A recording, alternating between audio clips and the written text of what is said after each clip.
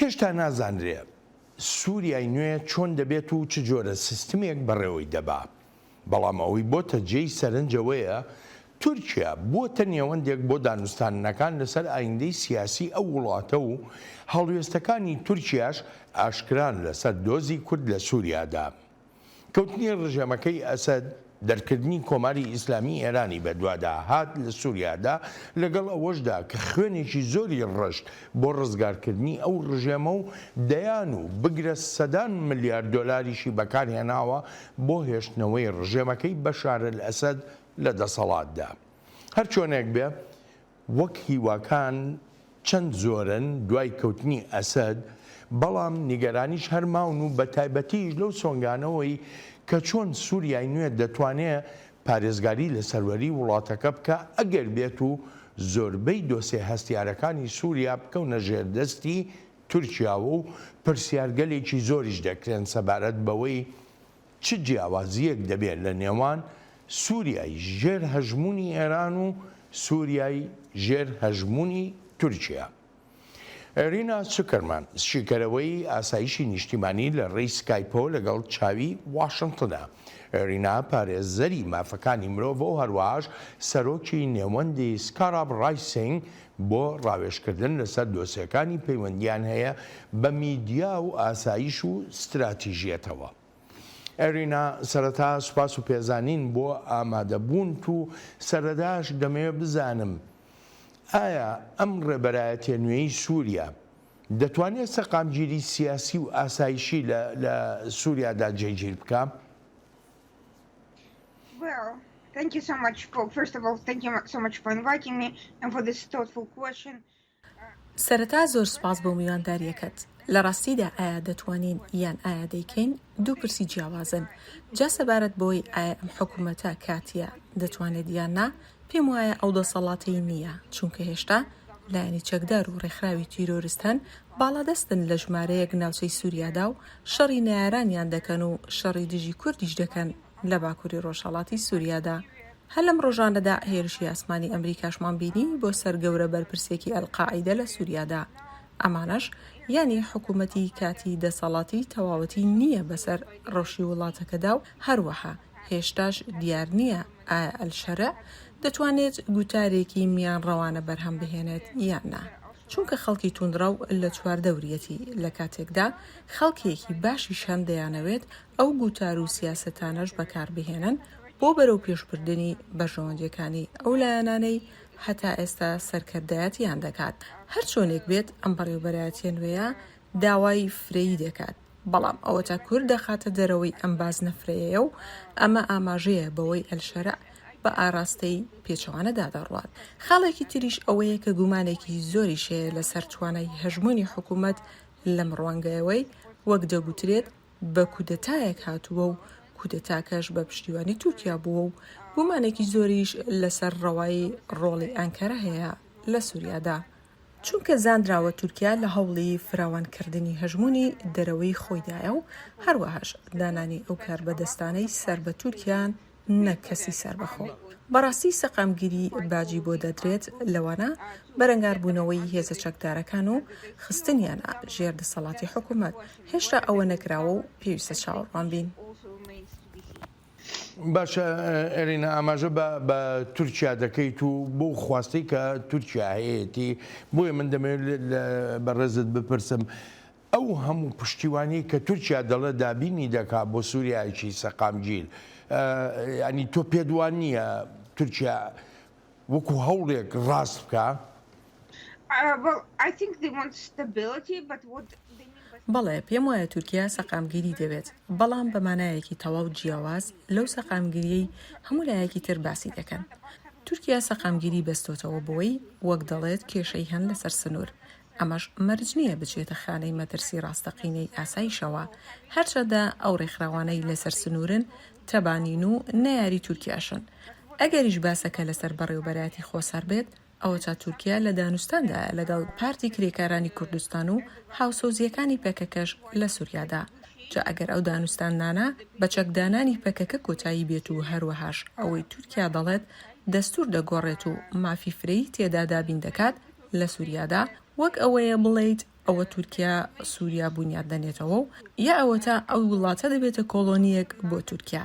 جا ئەمە مانای ئەم سەقامگیریەیە کە تورکیا دەیخوازێت و باجەکەش دەکەوێتە سەر کورد. هەر بۆیەشە کورد لە ململانێدا دەبێت لەگەڵ ئەو جۆرە پرۆژەی تورکیادا و بێگومان دەرفەتیش دەرەخسێت و بۆ فراوانخوازی ئەنکەرە لە سووریادا و هەروەهاش شیان و ئەگەری زیاتریش بۆ بەرەنگاربوونەوەی ئێران. ئەرینا من دەگەڕێمەوە بۆلات. دەنگۆکان زۆرن لەسەر ئەگەری کشانەوەی ئەمریکا لە سووریا، هەرچەندە تا ئێستا هیچ لێدوانێکی فەرمی نییە لەسەر ئەم بابەتە و پەنتاگۆنیش هیچ پلانێکی ئاشکرا نەکردووە و گەورە کاربەدەستانی سیاسیش جەخت دەکەنەوە لەوەی بەرەنگاربوونەوەی ڕێکخراوە تێرۆریستیەکەی داعش ئەرکێکی سەرەکی بەڕێوەبەرایەتیەکەی سەرۆک ترامپە. لە پەیوەندی بە ڕۆژهەڵاتی ناوەڕاستەوە ئەو بڕیارانەی سەرۆکی ئەمریکا دەیاندات لەگەڵ ڕەچاوکردنی هەموو بەرژەوەندیەکانماندان. لێرە لە پنتاگۆن ئەوەی دەیکەین پلاندانانە و پلانیش دادنین بۆ هەموو ئەگرێکی شیانی هەبێت. جا ئەگەر بە شێوەیەکی یەکلاکەرەوە ئامانجە کورتخایەن و درێژخایەنەکانمان ئاشکرا بکەین، ئەوە یانی پێش ڕووداوەکان دەکەوین. بەرەنگاربوونەوەی داعش و ڕێکخراوە تیرۆریستیەکانی تر لە جیهاندا بۆ بەڕێوەبەرایەتیەکەی ترامپ ئەرکی سەرەکیە. سەرۆک ترامپ بڕیاری یەکلاکەرەوەی خۆیدا بۆ هاوکاری حکوومەتی سۆمالیا و ڕۆژی یەکی مانگی دوو هێرشێکی وردی ئاسمانی کرایە سەر داعش لە وڵاتەدا. پامی سەرۆک ترامپ ڕوون و ئاشکرایە. ئەمریکا هەمیشە ئامادەیە بۆ دۆزینەوە و لەناوبردنی تیرۆریستانی هەڕەشە و مەترسین بۆ سەر ئەمریکا و هاوپەیمانەکانیشمان. نکۆڵی ناکرێت لەوەی دوای ڕوخاندنی ڕژێمەکەی بەشار ئەسەد لە سووریا جم و جۆڵەکانی داعش زیادیان کردووە. ئەڵبەت ئەمەش جێی نیگەرانیەکی زۆری کۆمەڵگەی نێونەتەوەییە. ڕەوشی ناجێگیری کۆماری عەرەبی سووریا جێگەی نیگەرانیەکی زۆرە، بە تایبەتیش کە دەشێت چەکێکی زۆری پێشکەوتوو بکەوێتە دەستی تیرۆریستان. ناوچەکانی بیابانی سووریا هێشتاش شوێنی نەخشەڕێژیەکانی داعش و شوێنێکی گرنگی جموجۆڵەکانیشیەتی. ناسەقامگیری کاریگەریشی دەبێت بەسەر ئۆردوگاکان و گوتوخانەکانیشەوە لە باکووری ڕۆژهەڵاتی سووریادا. ڕێبەرایەتی نوێی سووریا لە هەوڵێکی چڕوپڕدایە بۆ دڵنیاکردنەوەی کۆمەڵگەی نێونەتەوەی و وڵاتانی دراوسێیشی لەوەی بە شوێن سەقامگیریەوەیە لە سووریادا. تورکیا یەکێکە لەو وڵاتانە و وەک دەشدانرێ ئەنکەرە ئامانجی تایبەتی و ئاسایشی خۆی هەیە لە سووریادا. لە وەتای قەیرانی سووریاش لە ساڵی 2011ەوە دەستی پێکرد تورکیا کارەکتەرێکی سەرەکی بووە لە ڕووداوەکانی ئەو وڵاتەدا. پێکەوە لەگەڵ تورکیا کار دەکەین لەسەر ژمارەیەک بابەتی استراتیجی و لە هەمویان گرنگتر دانانی استراتیژیەکی هاوبەش بۆ بەرەنگاربوونەوەی مەترسیە ئاسایشیەکانی ناوچەکە بە شێوەیەک کە ئاسایش و سەقامگێری درێژخایەنی سووریا و تورکیا بپارێزێت. و توێژمان کرد لەسەر باکووری ڕۆژهەڵاتی سووریا و ئەو مەترسیانە دەشێن ببنە ڕێگر لە بەردەم یەک پارچەی خاکی سووریادا. باسمان لە گرنەبەری هەنگاوەکان کردووە دژ بە ڕێکخراوە تەرۆریستیە جودووە خوازەکە و لە ئەنگرانیشی کە باکووری ڕۆژهەڵاتی سووریایان داگیر کردووە. بە سەرۆکی سووریام ڕاگەیاندووە ئێمە ئامادەین بۆ دابینکردنی هەرچی پشتیوانیەکی پێویست بێت لە شەڕی سووریا دژ بە هەموو شێوەکانی تەرۆریزم. جا ئایا پەکێکە بێت یان داعش. پشتڕاستیشم کردوتەوە کە ئێمە هاوڕاین لەسەر کۆنتڕۆلکردنی ئۆردوگاکانی باکووری ڕۆژهەڵاتی سووریا. ئەرینا یەکێ لە پرسەکانی کە بەڕاستی کورد لە سووریادا و هەروەها لایەنی تری ئەپێکاتی تریش لە سووریادا بە گرنگجیەوە سەیریەکەن و بۆتە جێی نیگەرانی ئەو قسە و باسانەیەکە لەسەر کشانەوەی ئەمریکا دەکرێت لەو وڵاتەدایە لە سووریادا. ئەمریکا دەکشێتەوە یان نا؟ I think all the signs are pointing in the direction of President Trump's intent to withdraw for the time being. پێم وایە لە ئێستادا هەموو ئاماژەکان لە پەیوەندی بە سەرۆک ترامپەوە بەو ئاراستەیەدان کە ئەگەری کشانەوە هەیە، چونکە لە ساڵی 2019دا بڕیاری کشانەوەیدا و دواتر ئەو بوو ژمارەیەکی کەمی سەربازەکانی هێشتەوە. سەرۆک ترامپ فەرمانێکی داوا بە پنتاگۆن بۆ دانانی پلانێک. جالەوانەیە ئەوە هەر کاتێک وەک پلانێک بێت بۆ بارێکی نائاسایی وەک ئەوەی ڕەوشەکە بگۆڕدرێت و چیدی پارێزراو نەبێت ئەمریکا لەوێ بمێنێتەوە. لەوانەیە پلانەکە بۆ ئەو بێت چونکە لەوەها ڕەوشێکدا بەبێ هیچ زیانێک ئەمریکا بکشێتەوە و ئەزمموی ئەفغانستان دووبارە نەبێتەوە. ئەوەی لە سەروەختی بەڕێوەبەرایەتی بایدندا ڕوویدا، هەتا ئێستا راپۆرتەکانیش ئەوەیان نیشانداوە یانەوە تا هێشتا ئەو بڕیارە نەدراوە یانیش ئەوە تا گۆڕانێکی بەسەردادێت. ئەمەش ینی هێشتا بڕیاری کۆتایی نەدراوە، بەڵکو خۆ ئامادەکردنێکە بۆ ئەو بابەتەی سەرۆکی ئەمریکا بڕیاری لەسەر دەدات کە بێگومان بەپێی هەڵسەنگاندنی هەلومەرجەکان دەبێت. سەرۆک ترامپ دەڵێت دۆسیی سووریا بابەتی سەرەکی کارنامە نییە و لێرەشەوە دەتوانم بڵێم دەشێت کشانەوەش لە سووریا بابەتی سەرەکی کارنامەکەی نییە. ئەگەریش ئەو هێرشەی کرایە سەر بەرپرسێکی ئەلقاعیدا بەهێند وەربگرین، ئەوە دەشێت بڕیاردان لە کشانەوەی کاتێکی زیاتری بوێت. ئەگەر سەرۆک ترامپ بیری لەو کشانەوەیش کردبێتەوە، ئەوە ئەگەر هەن ڕای خۆشی بگۆڕێت و هێز بهێڵێتەوە لە سووریادا بۆ بەرەنگاربوونەوەی تیرۆریزم کە هۆکاری ناسەقەمگیری زیاترە لە ناوچەکەدا. بێگومان ئەمەش دواشتە سەرۆک ترامپ بیەوێت لەو ڕوانگەیەوەی سەرقاڵیەکی زۆری هەیە بە کێشە زۆر و زەوەندەکانی تری ناوچەکەوە. ئەلبەت ئەگەر گەیشتیشە ئەو بڕوایی کە تورکیا سەودایەکی سەرەکی دەخاتە بەردەستی و وەک کارکتەرێکی باش و بەرپرسانە سەودا لەگەڵ ڕەوشە ئاسایشەکانی سووریادا بکات، ئەوە لەوانەیە سەرۆک ترامپ بڕیارێکی سنوورداری ڕێو شوێنەکانی کشانەوە بدات لەسەر بچینەی پلانەکان. هەرچۆنێک بێت هێشتا ئەو پلانانەش تەواو نەکراون و هێشتاش لە بواری داڕشتندان و ئەوەی هەیە سەرنجەکان ئاشکراکراون لەسەر ئەو بابەتە و بڕیاری کۆتایی هێشتا بڵاو نەکراوەتەوە. بەگشتی سەرۆک ترامپ دەوێت پلانی ئامادەکاری هەبێت بۆ کاتی بڕیاردان کە دەشێت ئەو بڕیارە بەم زوانە نەبێت و لەوانەش ئەو بڕیارە هەر نەدرێت. بەڵام هەر لە ئێستاوە یعنی زۆرێک باس خواسەیە لەسەرەوەی یا لەسەر بەرەنجامە خراپەکانی کشانەوەی ئەمریکا. یەکێک لەوانە گەڕانەوەی داعشە. ئەمریکا بەوە قایل دەبێت؟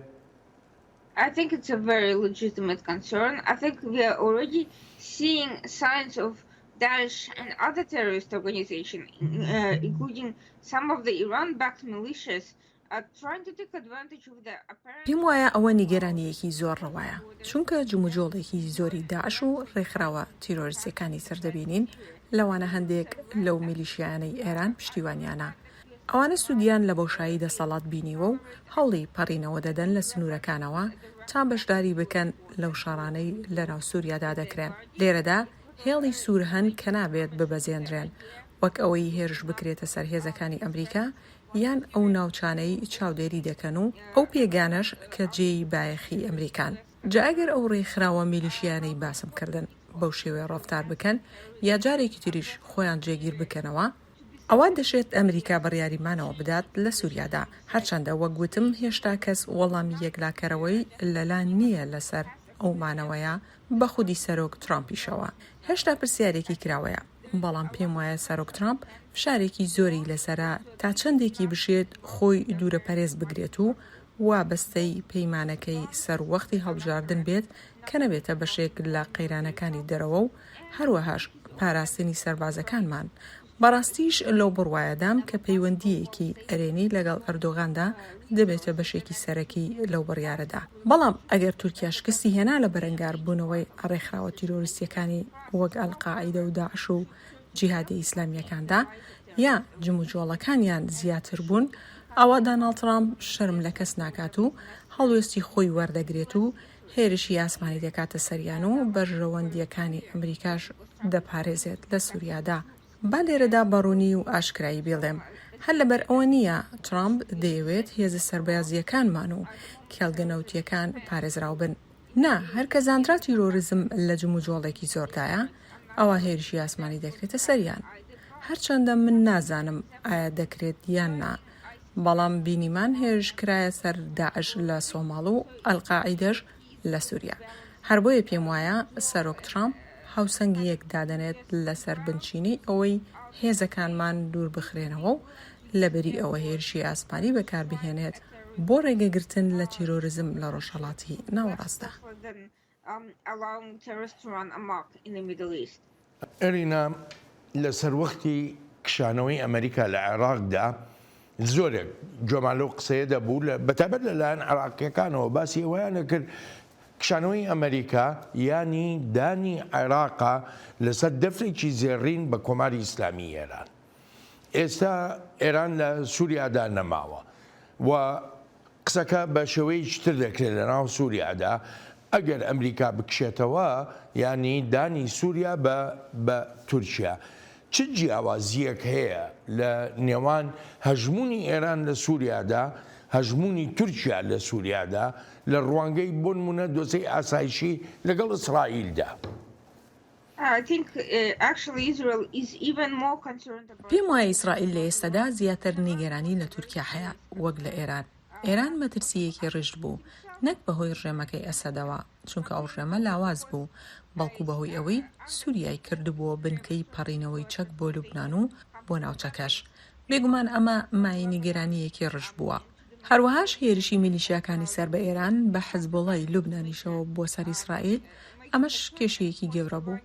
بەڵام ئەوە تا ئێستا نیگەرانی نوێ سەریان هەڵداوە کە ئەگەری شەڕی ڕاستە و خۆ یان شەڕی بەلەبری هێناوەتە ئاراوە لەگەڵ هێزەکانی تورکیادا یان هێزەکانی سەر بە تورکیا. هەرچەندە حکوومەتی کاتی سووریا دەڵێت لە ئێستادا بەنیازی هێرشکردنە سەر ئیسرائیل نییە، بەڵام لەوانەیە لە هەرچ کاتێکدا بێت ئەوە بگۆڕدرێت چونکە ئەگەر هێزەکانی سەر بە حکوومەتیش بەشدار نەبن لە ئاوەها شەڕێکدا ئەوا دەشێت هێزە چەکدارەکانی دەرەوەی دەسەڵاتی حکوومەتی کاتی ئەو کارە بکەن. بەڵێ ئیسرائیل نیگەرانی هەن جیاواز لە ڕەوشی ئابووری لەشکری تورکیا بەهێزە و پیشسازی لەشکریانەشی هەن و توانی هەموو ئەو لایەنانەش پێکەوە کۆ بکاتەوە و ڕژێمی سووریای پێبڕوخێنێت. ئەوەی جێی نیگەرانی ئیسرائیلە لەوەدا سنووردار نییە تورکیا سەرپەریشتی حکوومەتەکەی ئەلشەرە دەکات بەڵکو لە بابەتی گواستنەوەی چەکدایە بۆ حەماس. ئێرانیش هەر لە ڕێی سووریاوە ئەو کارەی دەکرد و هەوڵیشی دەدا لە ڕێی ئوردونیشەوە هەمان ئەو کارە بکات و چەک بنێرێت بۆ حەماس و هەروەها بۆ کەناری ڕۆژئاواش. ئێستاش زۆر دەشێت تورکیا هەر لە ڕێی سووریا چەک بگەێنێتە حەماس. هەر بۆیەشە پێویستە ڕێگە نەدرێت سووریا وەک پردێکی زەمینی بۆ تورکیا و عێراق بەکاربهێنرێت و ڕەوشەکە بە بەراورد لەگەڵ پێشتردا خراپتر بێت لە سووریادا. مەڵێ ئەرینا من دەگەڕێمەوە بۆلات. کۆمەڵگەی نێونەتەوەیی بە وردی چاودێری ڕەوشی ئەم هەلومەرجەنوێیی سووریا دەکات و داواژ لە تورکیا دەکا هەنگاوی ئەرێنی بنێ بە ئاڕاستی سەقامگیری لە سووریادا و بە تایبەتیش لەو ناوچانەی لە ژێردەسەڵاتی بەڕێوەبەرایەتی خۆسەردان لە باکووری ڕۆژهەڵاتی سووریادا. لەو بڕوایەدام تورکیا پشتیوانکارێکی ئاشکرا بوو بۆ گەلی سووریا و بۆ سەرهەڵداوانی سووریا لە ئەدلب. لە ئێستاشدا ڕۆڵێکی گرنگ هەیە بگێڕێتن بۆ قەناعەت پێکردنی کارکتەرە سەرەکیەکانی سووریا سەبارەت بە پێویستی بە هەبوونی پرۆسەیەکی هەمەلایەنی دیالۆگ. ئەرکی دوامیش ڕوخساندنی زەمینەی ئاگربەستێکی هەمیشەیی لە باکووری ڕۆژهەڵاتی سووریادا.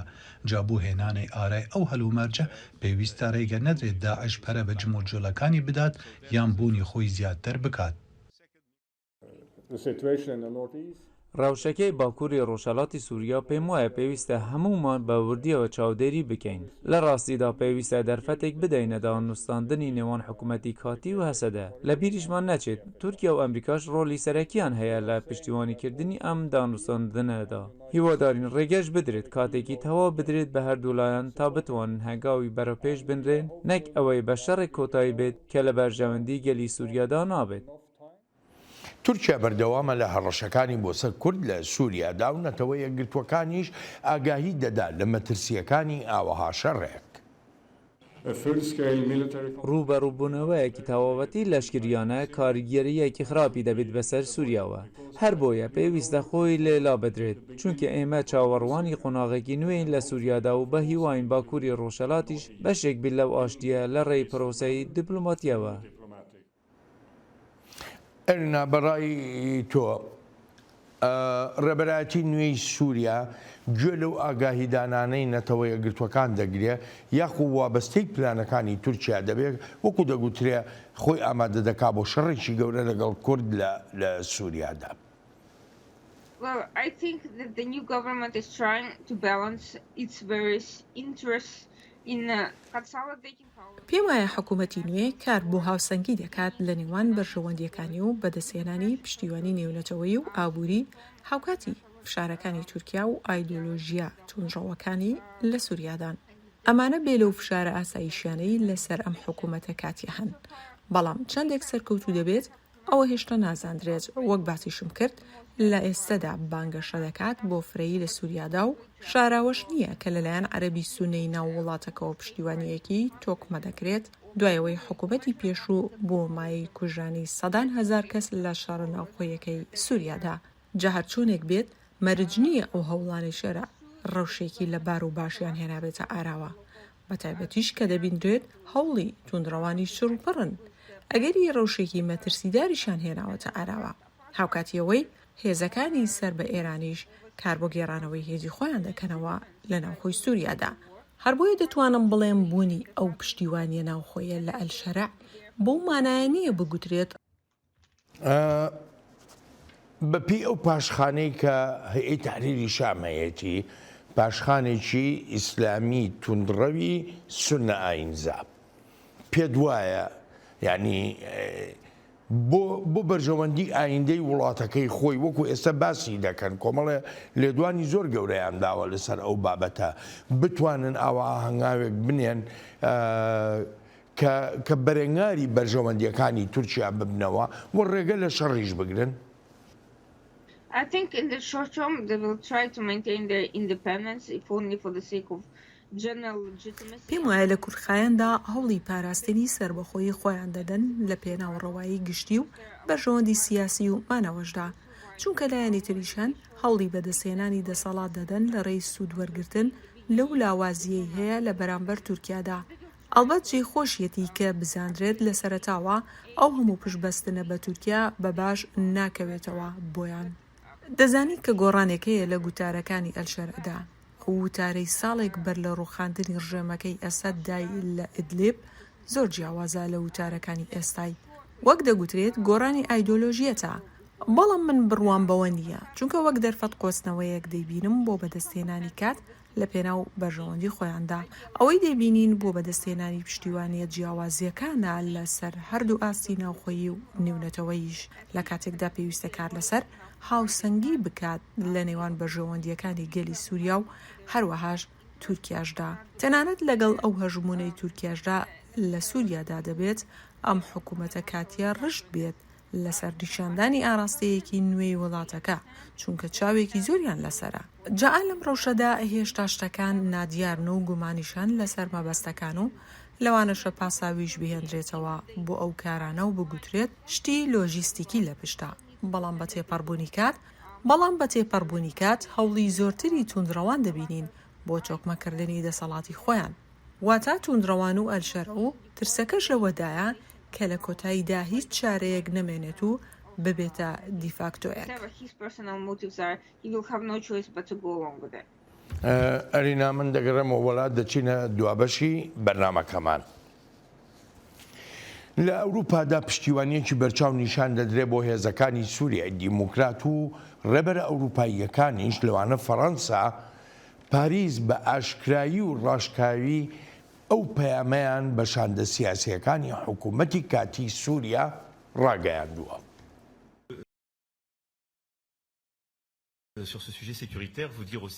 لەسەر دۆسیەی ئاسایشی دەمەوێت باسی دڵسۆزی فەڕەنساتان پێ بڵێم بۆ هێزەکانی سووریای دموکرات کە هاوپەیمانێکی گرنگمان بووە لە شەڕی دژی تیرۆریزمدا.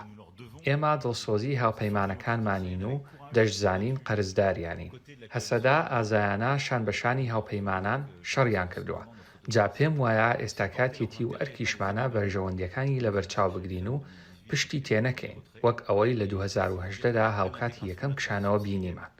پێت دەڵێم بەشداری پێکردنی تەواوەتی هەسەدە لەم قۆناغی گواستنەوەی سووریادا دەچێتە خزمەتی ئامانجا ئاسایشیەکانتانەوە چونکە جەنگاوەری بوێرن و ژمارەشیان زۆرە. لەو بڕوایەدان بەشداری پێکردنی هەسەدا بەرپرسیارەتی ئێوەیە بۆ ئامانجی بەرەنگاربوونەوەی تیرۆریستان و پاراستنی سەروەری سووریا.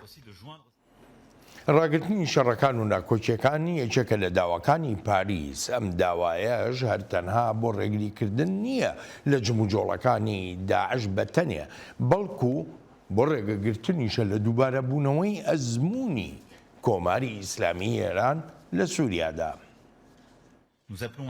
داوای ئاگربەز دەکەین لە سەرانسەری سووریادا بە ناوچەکانی باکوور و باکووری ڕۆژهەڵاتیشەوە و هەروەهاش داوای کۆتایی هێنان دەکەین بە دەستێوەردانی بیانی لە وڵاتەکەدا بە ناوچەکانی باشووریشەوە. وڵاتانی دراوسێتان دەمێک کە دووچاری مەینەتی بوونەتەوە بەهۆی بەرەنجامەکانی ناسەقامگیری و مەترسیەکانی سووریاوە. هەر بۆیەشە ئامانجی یەکەم ڕەوشی ئاسایشی بێتە متمانە تا سووریانە بێتە مەیدانێک بۆ میلیشیاکانی سەر بە ئێران کە بەشێکن لە کارنامەی تاران بۆ ناسەقامگیری ناوچەکە. ئەرینا ئەگەر بێت و ئەمریکا کشایەوە لە سووریادا، ئەوروپا ئەتوانێت ببێتە ئەڵتەرناتیڤی ئەمریکا بە تایبەتی بۆ پاراستنی پێکاتەکانی گەلی سووریا، واتە ینی زیاتر بۆ کوردەکان. پێم وایە لە ئێستادا ئەوروپایەکان بە خێرایی کەوتونەتە هەندێک داکۆکیکردن لە ئەلشەرع و هەروەهاش میدیاکانیش لە جیهانی ڕۆژاوا بە تەواوەتی لەسەر ڕەوشەکە قسە ناکەن و کەمێکیان گومانیان خستووەتە سەر ئایدۆلۆژیاکەی. بێلەوەش کێشەی توندڕەوەکانیشمان بینیوە و دەبینین لە ئەوروپادا کە بووەتە هۆکارێک بۆ گرتنەبەری ڕێ و شوێنی توند بۆ نمونە لە بەرامبەر کۆچبەران و ئەمانەش کۆمەڵێک کێشە و گرفتی قوڵی هێناوەتە ئاراوە لە ناو کۆمەڵگاکانی ئەوروپادا و گرفتی داراییشی هێناوەتە ئاراوە لە نێو ئەوروپیەکاندا. لەلایەکی تریشەوە کێشەی پاوانخوازی رووسیاش هەیە و کە هێشتا چارەسەریەکی دەست بەجیان نییە بۆی. ئیدی ئەمانە هەمووی پێکەوە کاریگەریان دەبێت بەسەر پەیمان و وابەستەییانەوە بەو هێزانەی سووریاوە. هەر بۆیەشە پێم وانییە بتوانن ڕوبەڕووی هەڕەشە و مەترسیەکانی ئەلشەرع و لە ئەنگرانی ئەلشەرع ببنەوە بەر لەوەی درەنگ بکەوێت. ئەرینا سوپاس و پێزانینم بۆ بەشداریت لە چاوی واشنگتنی ئەم هەفتەیەدا. زۆر سوپاس دەکەم.